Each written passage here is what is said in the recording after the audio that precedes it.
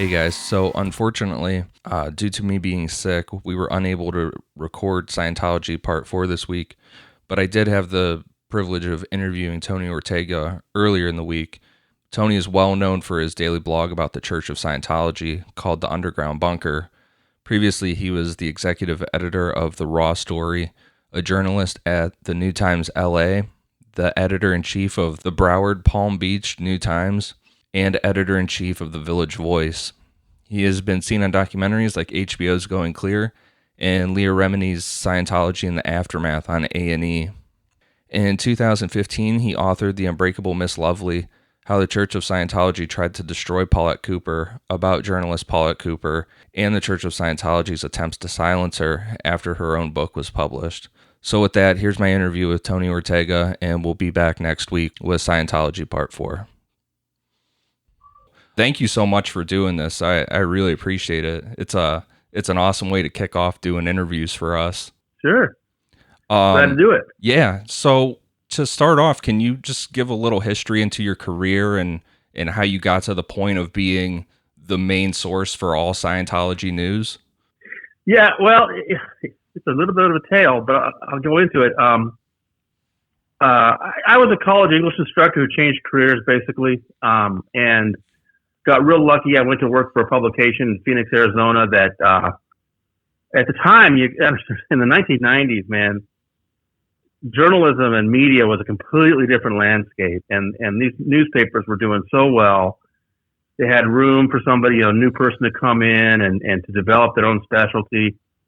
And right off the bat, I got very lucky and I landed this story about Rick Ross, who's now known as this nationally known cult expert. He was less known back then. I wrote basically the first major profile of him.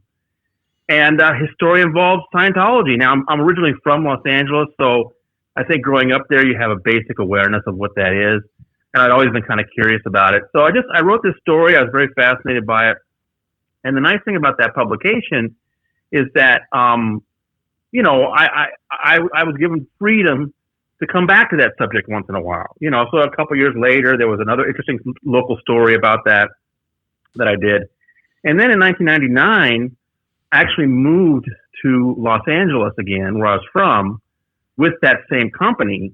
And now I was really interested because now I could write stories that were really important about Scientology right there in one of its world headquarters. And while I was doing that, I wrote a story about a woman named Tori Chrisman. I wrote a story about an attorney named Graham Barry. During that time, I would get these emails encouraging me, keep going. This is good stuff. You're on the right track. And they were from, somebody named Paulette. And I thought, if you study Scientology as a subject, you very soon learn about the story of Paulette Cooper, because nobody faced worse retaliation and dirty tricks than Paulette Cooper. And I was amazed because she kind of disappeared in the 80s, and I couldn't imagine that she was reaching out to a journalist across the country and giving him a pat on the back, but it was her. So I just thought that was great, that I had this private little relationship with her. Years later, I moved with that company all over the place. I was an editor for them in Kansas City. I was the editor-in-chief for them in Fort Lauderdale, Florida. And then in 2007, I moved up to Los Angeles to become the editor-in-chief of the Village Voice. And at that time, I started writing about Scientology again because not too long after I got there, the whole anonymous thing happened. And Scientology exploded as a subject again. And I was fascinated again. And so I started writing about Scientology once in a while for The Voice while I was the editor-in-chief. And I think it was in 2011, somebody reached out to me telling me that Paulette Cooper was outraged about something. And what she was unhappy about was that Tom Cruise was about to be given a Humanitarian of the Year award from the Simon Wiesenthal Center. And Paulette's Jewish, and she was just really outraged that this famous Jewish organization was going to be giving a Scientologist the Humanitarian Award. So I reached out to her and reminded her that, years ago she had sent me these nice emails, and we reconnected. And I wrote a little story about how Paulette Cooper is just really unhappy about this. And it exploded. It was just, people were fascinated by this subject. So later that year, I told her that I wanted to write just a basic story about her history to remind everybody what she had gone through. And that's when I really started to realize, I guess that was late 2011. I started to realize that what people seemed to think they knew about Paulette, the sort of official story, the accounts that were circulating on the internet. Once I got to talk to her and really dig into the records, I realized that the story really hadn't been told properly. And so I wrote a version of it for The Voice. And then she and I kept talking, because one thing that I had never been told was that well before she was involved with this whole battle with Scientology, she grew up in Belgium during the war, and both of her parents had been killed at Auschwitz.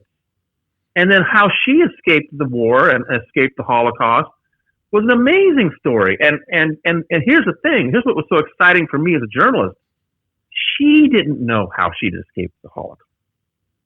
And so that's what really got me inspired was we actually heard, once I wrote a story about her in the Village Voice, that publication used to have a huge reach.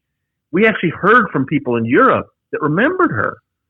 And so she and I went down those avenues, and we started to piece together the amazing story of how she escaped the Holocaust. So that's when I was starting to realize this is a story that is so complex and inspiring and scary.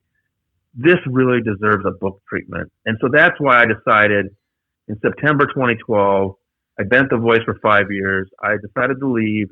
And that's when I started to work on my book, The Unbreakable Miss Lovely, about Paulette. The Holocaust aspect of it was something that I didn't know about until I read the book, and that was a really fascinating, unexpected aspect of the whole story. Yeah, when I started working with her, the knowledge about that was so bad. Her Wikipedia article actually claimed that she was born in Auschwitz. That's how little actual knowledge there was about what had happened to her. But then she didn't know either. She was born in Amsterdam. I'm sorry, in Belgium, and her parents were sent to Auschwitz. And the saddest, I'll tell you, the saddest moment that I had while I was reporting that part of it was that the thing about the Nazis is they were actually incredible bureaucrats, and they kept records of everything. And so you can actually get a lot of information if you're researching in that period.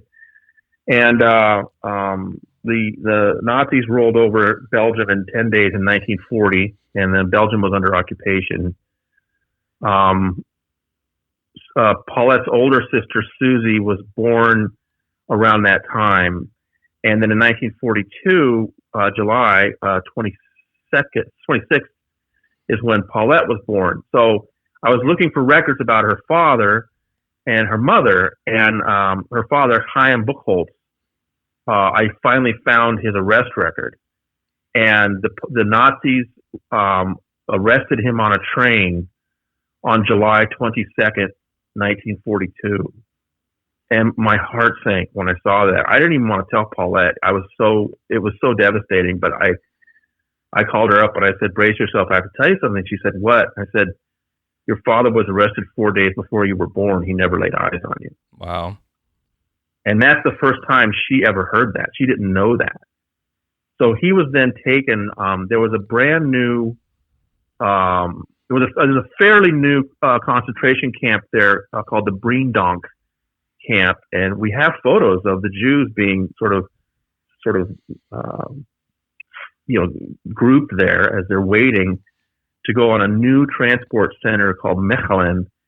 And he left Mechelen to go to Auschwitz. And again, the Nazis, we have his train number. We know what date he was shipped from Belgium to Poland to the Auschwitz camp, and then he was killed soon after.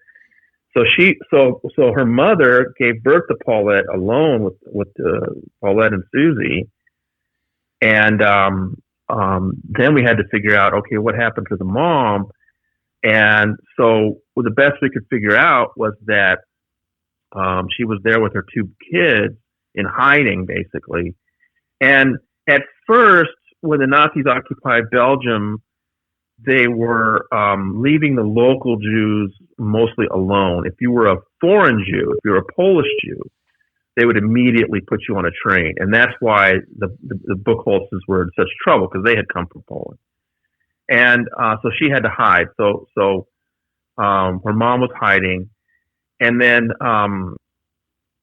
at some point, we determined, talking to some family members, she just had to go down the street and get some stuff like food, and she had to risk it. So she put her two kids in the apartment they were hiding in, went down the street to get something, and she'd probably done it several times, and she was nabbed, and then she was taken to Auschwitz, and she was killed. So then the two little kids were taken care of by some family members. And at some point, the two girls were then seized as well. And we don't know exactly. Paulette says there's a family story about being sold out for a sack of sugar or something. And there may have been something like that. But that was one I wasn't able to really nail down very well. But however it happened, after being hidden by various family members, they were then taken to Mechelen themselves and were prepared to be sent to Auschwitz. And we even know the train that Susie and Paulette were supposed to be on to go to Auschwitz, but they weren't on that train. So then the question became, how'd they get out of it? Because then we have a record of them not too late after that in an orphanage. And so the thing about that particular camp, we know I even have a photograph of the commandant, this Nazi commandant of the camp, and he was notoriously corrupt. So, and this family that helped them out explained to us that, yeah, they were bribed. And so basically there was nothing they could do for the parents, but once the little girls were taken away, then these friends of the family scrambled and raised money and black market goods to pay off this Nazi commandant so they could take the girls to an orphanage. And that's what we figured happened. So that's how she managed to survive. Like I said, that was something completely unexpected that I didn't know about her story. And so that was really fascinating to read that stuff in the book. When I was digging into Scientology to do this, to do the outlines for this series, that's when I came across Paulette Cooper, and I'm like, man, she really deserves an episode of her own. So I reached out to you. Can you just give a little background about how she ended up getting involved with Scientology? Right. So she survives the Holocaust, but she's in an orphanage. Right. And she and Susie are then separated, which is really bad. But an aunt was not thinking clearly, obviously. But they got very lucky that there was a Belgian woman in New York who had met this nice couple that were childless. And the woman in New York knew about Paulette. And so she approached this New York couple and said, you don't have any children. Would you be interested in adopting one? And she told her about how lovely this little girl was. And this was Ted and Stella Cooper. Ted was a jewelry merchant in Manhattan. And he became very interested. And so they decided they wanted to adopt Paulette. But the problem was, there was various problems because the aunt had separated the kids. It's kind of a mess. I go to it into my book, but eventually the Coopers put their foot down and got Paulette out of there. She was 6 years old at the time, and brought her over to the United States. And so she grew up in pretty good circumstances. At first, it was very difficult for her because she only spoke French, and she had to adapt to this very different way of living. But, the Coopers loved her and gave her, a lot of things she needed. And she almost right away started talking about how she wanted to be a writer. I mean, very young age, she knew she wanted to be a writer. And she did very well in school after she finally learned English. And she went to Brandeis University and pretty quickly came up with the idea that she got a master's degree in psychology. And her first job out of college was psychoanalyzing advertising for advertising firms. And, which I guess is a thing, I don't know. And what she was then hoping to do was to get into one of the advertising firms herself as a writer, and then use that to get into magazine writing. Well, I mean, this was 1966. I mean, this was not exactly a time when women had very many jobs writing and advertising. But she managed to get a job. She jokes about how Elizabeth Moss plays her in Mad Men, and because she says that's exactly who I was. I was a woman making my way, writing on Madison Avenue, and then she managed to turn that into a freelance magazine career. And she just says she was looking for something that would get her attention. She just knew that the way New York media worked, that you needed a story that had a lot of, pizzazz to it. And also keep in mind her Holocaust background. She was really personally alarmed by the things she was starting to hear about Scientology. One of her friends at the advertising firm had gotten involved with it, and it ended up very badly. He cornered her one day and said that he had learned through Scientology auditing that he was Jesus Christ, and that as God, he had decided to rape her. And she managed to get him talking enough to push him out of her apartment. But she was just really alarmed by the whole situation. But then, the writer in her kicked in and said, wait a minute, if this brilliant, really cool friend of mine has been turned into this idiot by Scientology, maybe there's a story there. What is this stuff? And so she starts learning about Scientology, and she decides this might be the thing that really gets me noticed. So what she did was she signed up for some courses. At that time, the New York org was near where Macy's is today, the big Macy's in Herald Square. Across from there, there's a hotel that used to house the New York org. And she went there and just signed up and did a weekend's worth of courses and learned these basic exercises. They're basically staring exercises, just to get a sense of what it was like. And while she was there, she picked up a few papers to get some, and just the small exposure she had, again, really alarmed her. She got a sense of what a totalitarian organization this was. And so that set her on her way, and she started working on this article. It took her a while. I think she went for that weekend of courses in 1968, and it wasn't until the end of 1969 that her article was printed in a magazine at that time in London called Queen. And in fact, it's just trivia, but it was the last episode. It was the last issue that Queen put out before it was subsumed into Harper's Bazaar. So if you can get a copy of the very last issue of Queen magazine from December 1969, you'll find this story from Paulette. It's got this bizarre title, which she did not write, about Scientology. And by the time that article came out, in fact, the way she knew that it was, came out on the street and was on for sale, she got 2 death threats the first day. So, and by that time, she already knew that something was going on. People were keeping tabs on her, and it just inspired her to do even more. And so, by the time the article came out in late 1969, she had already decided that she was going to go ahead and turn it into a book as well. And in fact, if you find that article, you'll see it says from the forthcoming book, The Scandal of Scientology. She already had her title, but she didn't have a book contract at that time. And it took a while, but she then added more to the material, corresponded with the Scientology official in England, and in June 1971 came out with her book, The Scandal of Scientology. But I mean, ask your question, how did she get in all this? She was truly just a journalist who felt that this was an exciting story that would put her on a map. The one thing about the courses she took, it was something that we didn't really get into in our episodes because there's so much information with Scientology. But the bull baiting exercises, that was really it was really creepy how it's described in the book. The bull baiting, I mean, it was really, really intense. And then her getting called up for the ethics meeting and then taking off. It was just really it's a really unsettling thing to put yourself into, what she was going through with that.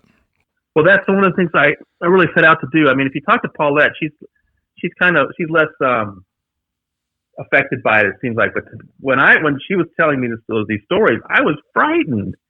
I thought this is terrifying, and so I wanted to convey it that way because obviously, I mean, Paulette's just got ice in her veins. She just doesn't let anything bother her. But I think anybody else would have just been really spooked by that whole experience. And that's what it's intended to do. I mean, you talk to any Scientologist, and the funny thing is, a lot of people who leave Scientology will tell you that those are the parts of Scientology they miss the most, that they actually enjoyed those exercises. Now, if I've read so much of Hubbard's voluminous output.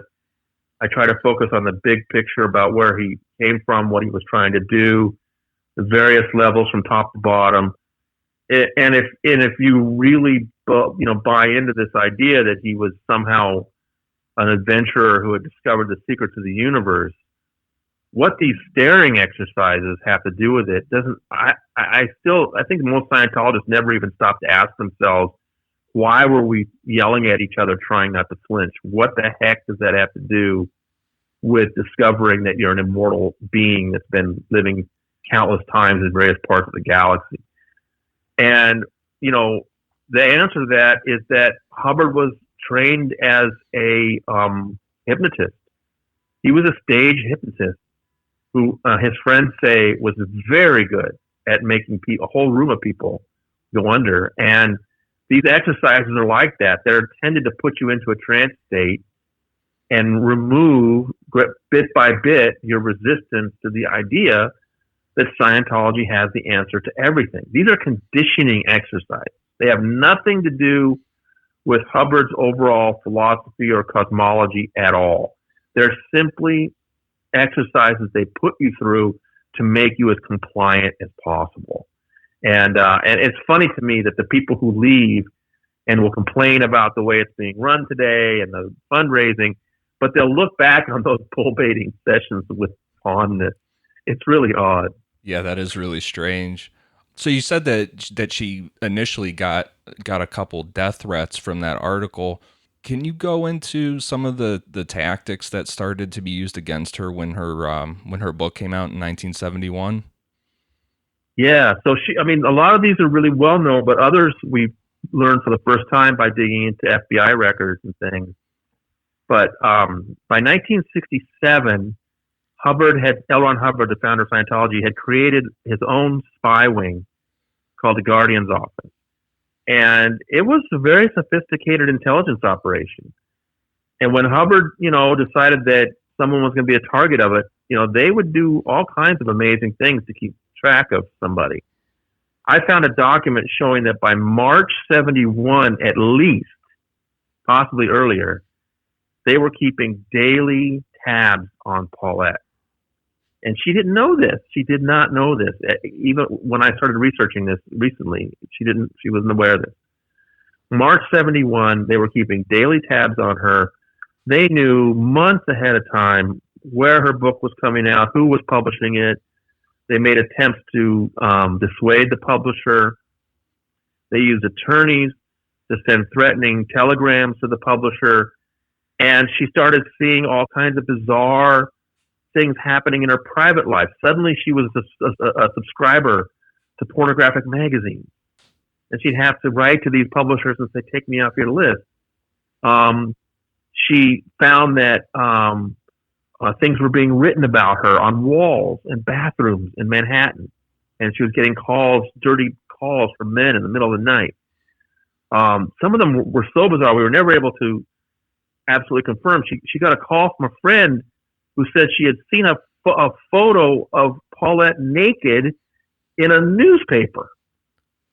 And we were never able to track that one down. That's just, but you can imagine how it was making Paulette feel that one of the things she figured out was that they always seemed to know where she was going to be.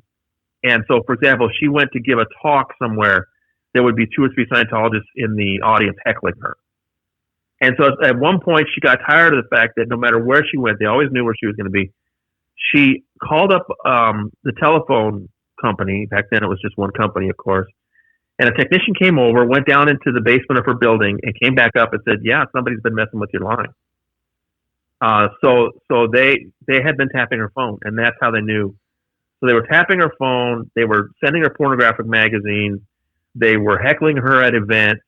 It was all meant. All of this was meant to just make it so that you feel so paranoid that you don't want to have anything to do with that subject anymore. That's the whole point of this, and that's the level of it initially. And then in 70, even after her book came out, and this is what I think what drove Hubbard nuts, was that even after her book came out, she continued to make appearances on television, on radio. She helped other journalists with their stories. And the Guardian's office was really upset that she was this sort of ongoing threat.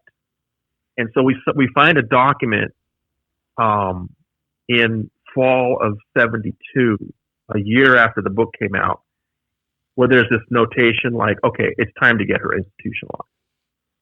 It's like, wow, what's that mean, right? Well, so the most elaborate operation they actually pulled off against her was that in December 1972, they sent a woman to her apartment. Her cousin happened to be visiting her that day. And this woman knocked on the door, and she said she was canvassing for the United Farm Workers, Cesar Chavez, and she had a petition on a clipboard, and she was hoping that Paulette would sign it and give a small donation. So Paulette said, sure, left the woman in her apartment, and went to get her checkbook. And what her cousin told me, I talked to her about it, they both noticed that although it was very cold outside, this was December, it was very warm in the apartment, but she never took her gloves off. They only thought of that later. They realized later. So Paulette gave her a check. The woman gave her this clipboard. Paulette puts her left hand out to grab the clipboard with her fingers underneath it, and then uses her right hand to sign the document. Well, we found a document later which describes that they had what they do in this situation is what you don't see is underneath the clipboard there's a blank piece of paper, and when Paulette puts her fingers on it when she holds the clipboard, she leaves a fingerprint. They then the instructions on another operation is very explicit. Before Joy can sign it, you quickly put another piece of paper over that one to preserve Paulette's fingerprint. And she goes on her way. 5 days later, I think, a bomb threat is mailed to the Church of Scientology in New York. And it's this bizarre thing. It's got crazy language, barely literate, about how I'm going to bomb you or something. They ended up getting 2 of those, one of which had Paulette's fingerprints on the back. And so the Church of Scientology went to the FBI. The FBI interviewed Paulette. Paulette didn't think anything was up. I mean, she hadn't done anything. And they ended up indicting her. And in summer of 1973, she was indicted in May 1973. She was facing trial in October 1973. She was looking at 15 years in prison. Because the prosecutor believed she had actually written these crazy, illiterate notes to the Church of Scientology, threatening to blow them up because one of them had her fingerprint on the back. This was the most sophisticated operation they ran against her. And for the first time I found out how she got out of that was that she had a really good attorney who went to the prosecutor, went over the prosecutor's head to the boss of the top prosecutor in Manhattan and explained to him how terrible the case was, because they were going to have to, show all the harassment she'd been through and everything, and the prosecutors dropped it. But she, as a concession, she had to spend a year getting therapy, which is ironic because Scientology doesn't believe in therapy, right? But the court does, and so she managed to get out of that. But she was still not exonerated, really, and she was years. She had this hanging over her head. She always said that if this indictment ever became public, she'd be ruined, because the public would just hear that a woman reporter tried to blow up a church. They wouldn't hear that, this was the Church of Scientology doing dirty tricks, because it wasn't well known then what Scientology was capable of. And it wasn't until years later when the FBI raided the Church of Scientology itself and documents were found showing that she was the target of this operation and many others, that it finally broke in the press in 1978 that she had been targeted this way. And then she was really relieved when the Washington Post broke that story in 1978. But that gives you some idea of the lengths they were willing to go to try and destroy her, and many other operations, all the way up to the present day. I found out, she didn't even know this, she was regularly having lunch with a guy in New York who always liked to keep tabs with her, a friend of hers, and they would always talk about Scientology and what's the latest. I had to inform her that guy was a well-known Scientology spy. She had no idea. They were keeping tabs on her into the 2010s. So this is incredible history. There were many other operations they ran against her, but the bomb threats was the most serious. In the book, you give some examples of publications that came out before her book or even her article, her magazine article came out, that were critical of Scientology. What do you think made her book different in the eyes of Scientology that made them go after her so much? Yeah, great question, because you're right. There had been some really good articles. In fact, Dianetics, the thing that started all this was L. Ron Hubbard's book, Dianetics, came out in May 9th, 1950. It was immediately just trashed by, as a Scientific American said something like, there's more claims with no evidence per page than any publication put out in history. And then in 1952, Martin Gardner, famous math writer from Scientific American, he took Hubbard apart. He destroyed Hubbard in a publication. And then in the 60s, there were various articles. The Daily Mail really exposed Hubbard in the late 60s. So no, you're right. Paulette was not the first to write about Dianetics or Scientology. She was not the first to write about Hubbard. But I think the fact that if you look at the other book that came out, there's one book that came out before hers, and it's a very good book by a man named George Malko called Scientology, the Now Religion, very well written. But it's very sort of academic and erudite in its tone, very neutral, and he's trying to be very balanced, and he takes apart Hubbard's ideas with a scalpel. It's really fascinating. But he kind of buys the whole idea that Scientology really does have 15 million people, which is ridiculous. And he kind of lets them off the hook a few times. Also, it was a hardback, and I don't know if it sold very many copies. Paulette's book comes out a year later. It's a paperback. It's positioned to sell, and it's put out by a publisher who puts out books in places like train stations, right? This is going to reach the average people, and it's harsh. From the first page, the title, Scandal of Scientology, and she brings up every scandal Scientology's ever had, and she's just relentless. So in that way, that her book was the first that was really, really critical. And then I think the other thing that I think two things happened that made her the target she was. First of all, she kept going. I think if she had just put out the book and did nothing else, they might have left her alone. But she kept making TV appearances, radio appearances, helping other journalists with their stories, connecting people. And I think it was at a time, you have to understand the time too, from 67 to 75, Hubbard was at sea running Scientology from a ship called the Apollo because he'd basically been kicked out of the U.S. and the United Kingdom. And so they ran Scientology from the Mediterranean and the Atlantic and then finally the Caribbean during that time. And I think by 75, he was sick and tired of it. And he wanted to come back to land. And so I think he felt that Paulette's work was literally making it hard for him to come back to the United States because his reputation was being trashed. And then ultimately, I think probably the most important thing was here was this lovely young woman. In fact, her code name in the documents was Miss Lovely. That's why I came up with a title, The Unbreakable Miss Lovely. So here's this beautiful young woman in Manhattan continuing to work against Scientology. And I think it just drove Miss Hubbard mad because, he it's one thing if it's another guy that he's fighting with, but a petite woman in Manhattan, I think it just drove him nuts. And so that's why he really wanted to have her destroyed. Circling back to the lengths that they were willing to go to destroy her, one of the scariest things that I found in the book was that there were Scientology spies that had befriended her during this whole thing. And one of them specifically was the guy named Jerry that was able to move in with Right. her. Can you elaborate specifically on that guy? Because that is a fascinating and very scary aspect. Yeah, it's just amazing the lengths that Scientology will go.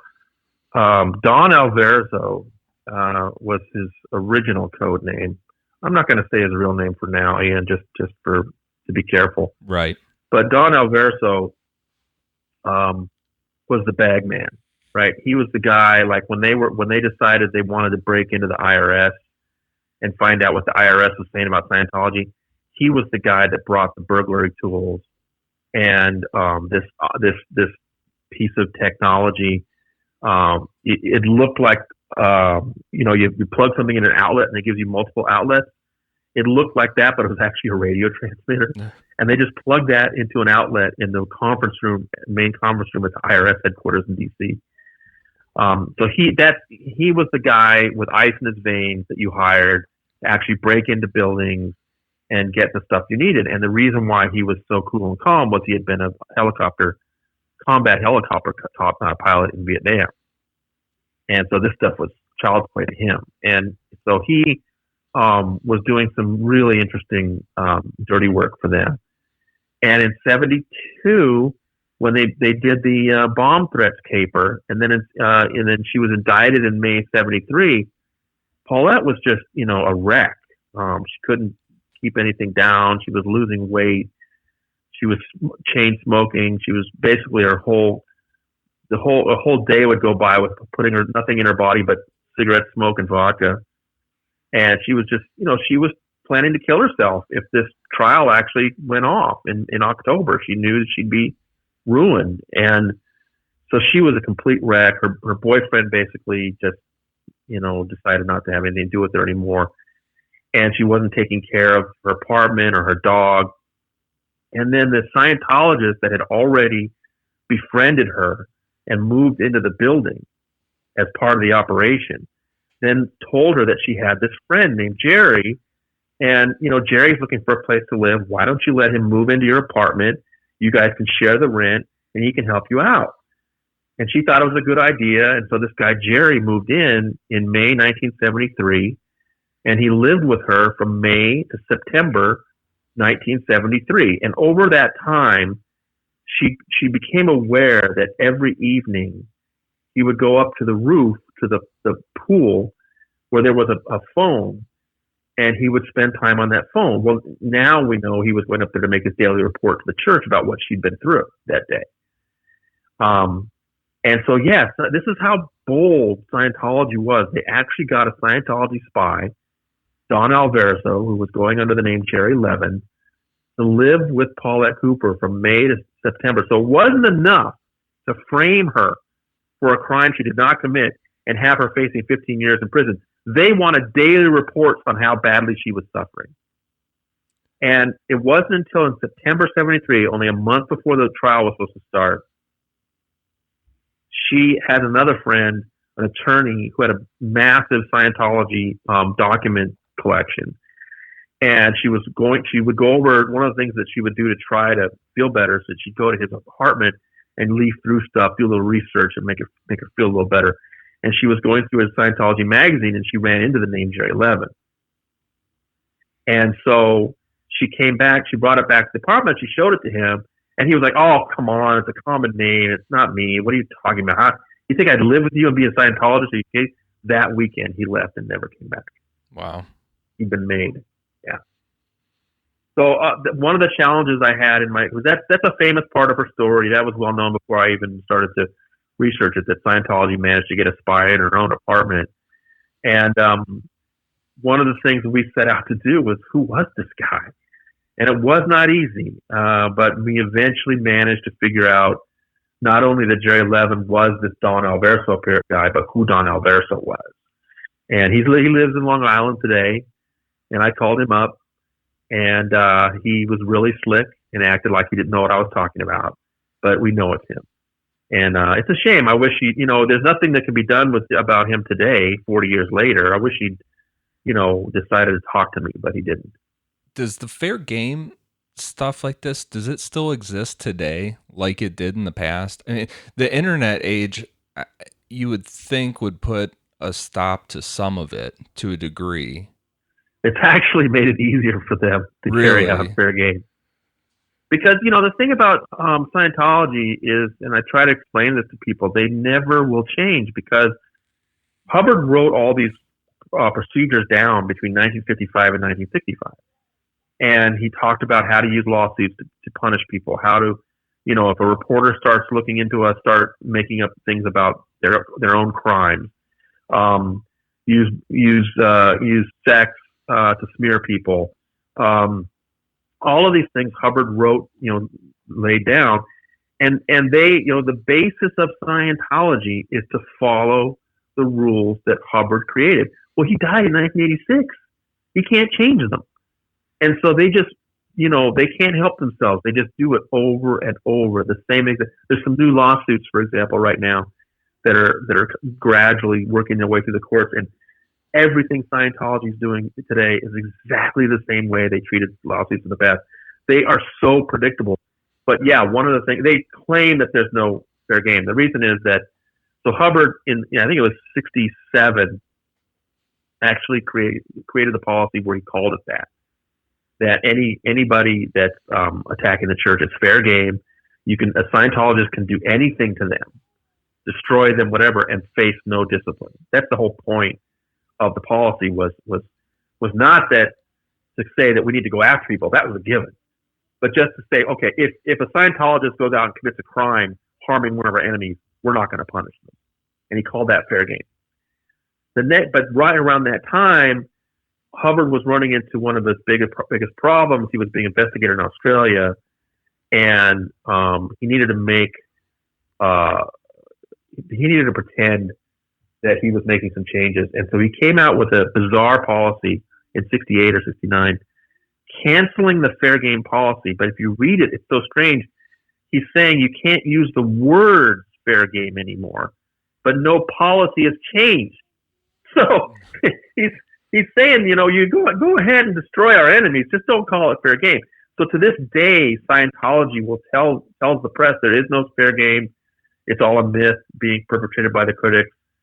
That if there was a fair game policy, it was canceled in 1968. I mean, it's just garbage, because we know they engage in fair game. Mike Rinder ran fair game operations, and he's out now, and he could talk about it.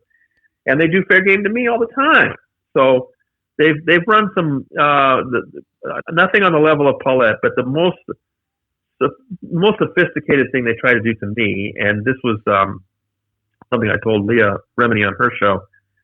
At one point, they hired an out-of-work newspaper reporter to pretend that he was working on a story about my wife and had contacted her employer and wanted to know why her employer had hired a terrorist. Now, the reason they were saying this was my wife at one time, who was also very interested in Scientology and everything, had engaged in the online forums of the anonymous group, right? Like many of us were, reading what people were saying. She was cracking jokes with people, and Scientology considers Anonymous to be a terrorist group. So they literally put this reporter pretending that he was working for the Washington Post or something, I can't remember which publication, saying, "Why did you hire a terrorist?" So the point of that, of course, is to get her bosses all freaked out. And fortunately, they didn't. They kept calm and realized that it was just a stunt by Scientology. But this, I have gotten a taste of that, of the kind of sort of deceptive operation being run against me, the kind of thing Paulette went through. But then otherwise, you bring up the internet, Leah Remini, Mike Rinder, Ron Miscavige, myself, we're just constantly smeared online, just day in and day out. Twitter, Twitter, and their websites they run about us, just spewing all these lies about us. Virtually exactly the same kind of thing they did to Paulette 40 years ago. So they still do the same thing. But you're right. People will run across a website that's been, they have several that are dedicated to just smearing me, and people will read it and within seconds go, "Oh, that's Scientology." So I try not to worry about it too much because people know it's a lot different than it was in Paulette's day when very few people even knew what it was. Right. Yeah, you brought up Rick Ross earlier. He's someone with cults. I like to read his stuff and watch his videos on YouTube. And I know that they have a whole website dedicated to him online, smearing him. Yeah, it's called a dead agent pact in Scientology jargon. I met Rick back in '95, and I remember going to a talk he gave at ASU, and in the back of the room, Scientology had put up this stack of papers for people to take, and it's literally a pack of papers. They call it a dead agent pack with all kinds of documents trying to convince you that Rick Ross is a terrible human being. They even had a police report in there from when he was 15 years old. He had stolen something from a department store he worked at, which he's freely admits and is happy to talk about it. But they think that if they put that material out, Hubbard's theory was you basically kill them before they have a chance to tell you about Scientology. They're a dead agent. You won't listen to what they have to say because you have papers showing that they're disqualified because they've committed some crimes. So they have dead agent packs on all of us, and these days more it's an online thing. They have these websites, and they, with Mike, for example, Mike Rinder and his ex-wife, got in a verbal shouting match one night, and he was just trying to get past her to get to his car, and there ended up being some incidental contact, as the police report clearly says, and his ex-wife's arm got a scrape. And he was just trying to push through a group of people with his current wife, and it was just you can hear a recording of it. It's a crazy scene, total accidental. And 24 hours a day, every day, for years now, Scientology has put out all these announcements about how Mike Rinder is a wife beater. Because in that one incident, his ex-wife got a scrape on her arm as he was pushing past her to get in his car. I mean, that's the level of deceit they practice in. And, Mike has addressed it fully online and talked about that night. And it's a shame he has to, because this is what Scientology does. They lie about him. They lie about Leah. They lie about me. But again, this is what L. Ron Hubbard tells them to do. And they don't know anything else. Actually, how I came across your website was a new Scientology, I think they were called Ideal Orgs. Right. Yeah, it was just opened up probably about an hour away from where I am now. Because I'm right in Columbus, Ohio? Yeah, I'm right in between Columbus and Cleveland, which I thought was really interesting because I didn't know that they were actively opening up new locations and stuff. So my next question was, where do you see them in the future, like 10 to 15 years from now? Well, they're in big trouble. I mean, they've been in big trouble for years. They always have lied about their size. In 1959, they claimed to have 15 million members. And then in the 80s, they were saying they had 6 or 8 million. So what happened? What happened to all the other ones, right? It just shows you they were just lying about it all. They've never had millions. The top former executives tell me Scientology reached its greatest extent around the year 1990 when they had about 100,000 people around the world. That's as big as Scientology ever got. It never came close to 1 million people. But they just always say that. We've got millions and millions of people. In 1991, the Time Magazine cover story came out about them that was such a heavy hit. And I date Scientology's slow decline from that date. Media was chilled for a while after that because Scientology sued Time. But then eventually media started paying more attention, and people in Scientology were increasingly unhappy with the leader, David Miscavige, and his extreme fundraising. They're shrinking and shrinking. By 2008, when a whole set of top Scientologists came out, One of them estimated for me that it was now down to 40,000. Wow. So by 2008, only 40,000. And then another top executive came out in 2013, and I asked, and he had daily access to enrollment figures around the world. And I asked him, okay, so how many Scientologists today? And he said it's now under 20. So this is a tiny, tiny organization that is dying. And all the people that were hanging on because they missed Hubbard and the way things were in the 70s and just were trying to put up with Miscavige a little longer, they've all bailed. So the people that are left now are pretty hardcore. So I'm not sure we're going to see much of an exodus from now, because the people that are in there now, boy, they've put up with a lot of very difficult times. Right. So what does Miscavige do in order to make it look like they're expanding? Because they still claim to be the fastest growing religion in the world. There's no evidence of it. In fact, in the United States, it's easy to get away with that claim because we don't measure that at all. But in places that do have a national census that asks about religion, places like Australia, England, Ireland, there's no question that the Scientology numbers are absolutely tiny. New Zealand just did their census, and they've got, I think, 30 million people. They've got 300 Scientologists. Okay? So this is the true state of the organization. So New Zealand just got an ideal org. Just like Columbus. I bet there's 200 Scientologists in the entire state of Ohio.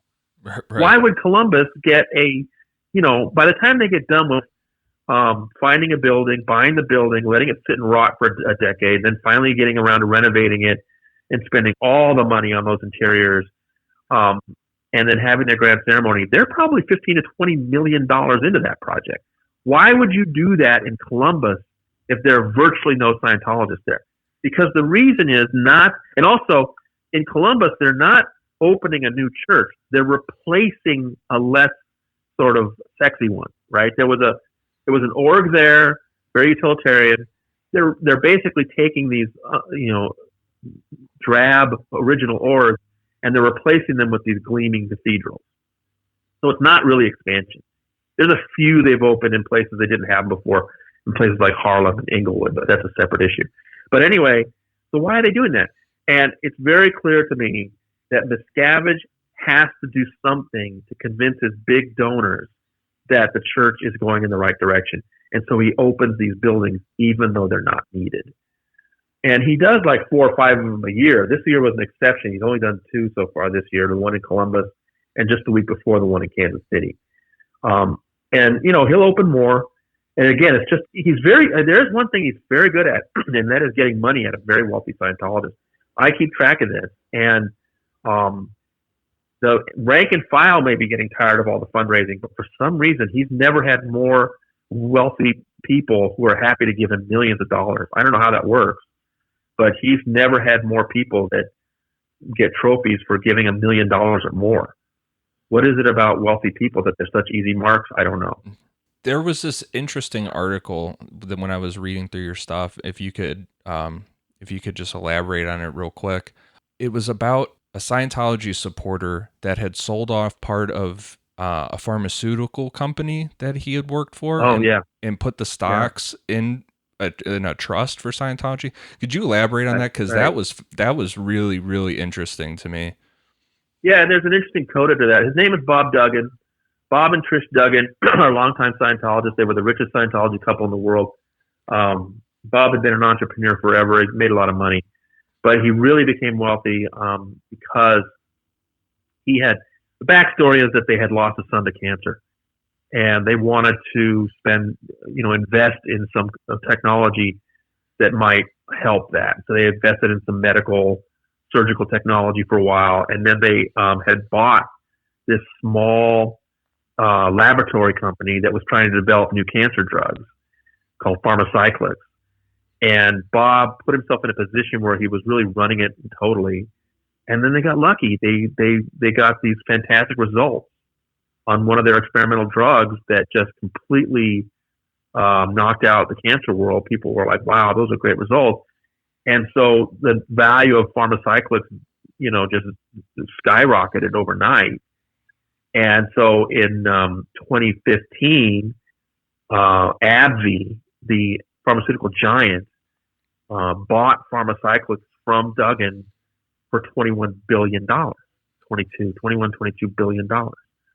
So his own take from that was a couple of billion.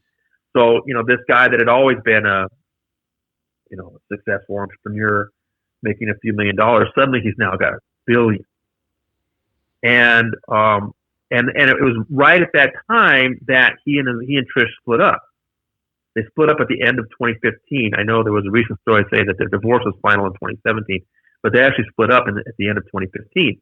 And I noticed that when they did, in the very last week of 2015, they created a foundation, or they took it. It was a pre-existing foundation, but it was doing nothing, had no money. And the last week of 2015, they put $60 million worth of that AbbVie stock that he would have received in the sale, right? They put that into the foundation. And I got a hold of the foundation's papers, and it said that they expected it to generate about $5 million in revenue, in interest, investments, whatever, every year, and that the foundation would be granting that money only to the Church of Scientology and its affiliates. And I was like, wow, these are already people that give millions and millions and millions of dollars to Scientology. But now that they're splitting up, they've created this entity that, as long as AbbVie keeps selling Humira, the number one most profitable drug in the world, and keeps their stock price up, this foundation will have a few million every year to give Scientology. And I thought, wow, that's one way that no matter how unstable things get between you and your wife as you're splitting up, at least Scientology is going to get it, right? Yeah. So I was impressed, and then I was waiting and waiting, but that was the last week of 2015, and they didn't have time to give any money out. So I was really interested to see, for the tax year 2016, what they did with the money that stock raised, and who in Scientology got that money. Well, we finally got the 2016 return recently, and it was stunning. As Jeffrey Augustine said when he saw it, he said, "There's no way David Miscavige would be patient to just sit and wait for that few $1 million every year. No way." They gave Miscavige the entire $60 million in stock.